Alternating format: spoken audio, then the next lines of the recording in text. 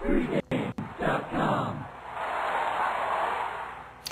welcome everybody back to pregame.tv. Ken Thomson, of course, my partner Marco D'Angelo, still on hiatus over there in the Pittsburgh area, going back to check on his Steelers, making sure they're ready for the 2013-14 season. And of course, now that he knows I put an over total on that Cleveland Browns team, got him a little concerned, so he had to go home, make sure his steel curtain was going to be ready to roll defensively and offensively with Big Ben. So he'll be back in a couple weeks. Look forward to that. Vegas Runner going to join me later on for some free videos as far as future win totals. He's got a couple great ones, but I've got a couple baseball plays for you coming up in successive videos. This one will be for Saturday. It'll be Atlanta's Braves going up against the Chicago White Sox at U.S. Cellular. The Atlanta Braves entering the All-Star break with a nice lead over the Washington Nationals. Nats at 48-47, the only other team over 500. Braves sitting at 13 games over 500 and a commanding lead. Phillies actually got to 500 right before the break,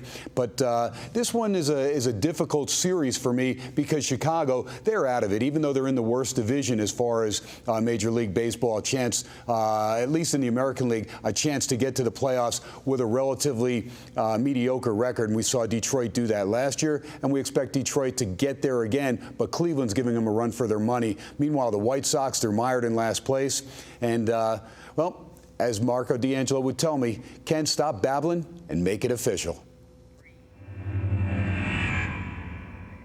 All right, so you'd probably think I'm not going to take those Chicago White Sox, but I am going to give them a shot. They are at home. They are at U.S. Cellular. Line came out. Best line I saw around town, Atlanta was minus a 108, so I got the White Sox at a minus 102, and, of course, listing the pitcher, Jake Peavy. Now, Jake Peavy has had a down season. His last two games before he went on the DL about 6.5 weeks ago were both disasters, but they gave him time. They gave him extra time to heal those ribs, and I think you'll get a good solid effort. I don't know how much of a pitch count Jake Peavy will be on. If he feels good, they'll probably leave him in there. I'm looking for him to go 6 innings. And the way Mahalam has pitched for the Atlanta Braves, I'm looking for the White Sox to get a W. Meanwhile, Atlanta's offense has been stagnant.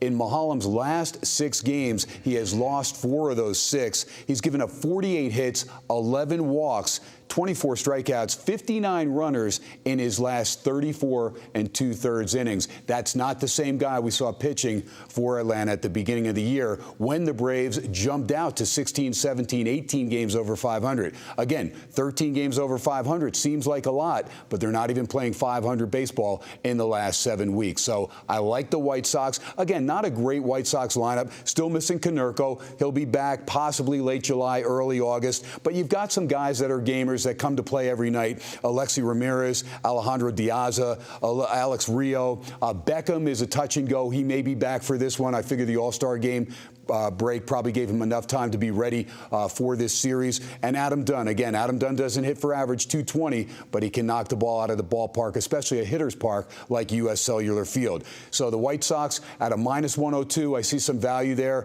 Again, Atlanta, to me, if they're in any other division in the National League, they probably don't even make the playoffs because I look for both Arizona and the Dodgers to have a pretty good second half. I think Atlanta's going to struggle. Hayward hitting at 227, Ugla at 200. B.J. Upton, maybe the best thing ever happened to B.J. Upton was his brother Justin running into him right before the All-Star break. He's on the DL. He was hitting a .177.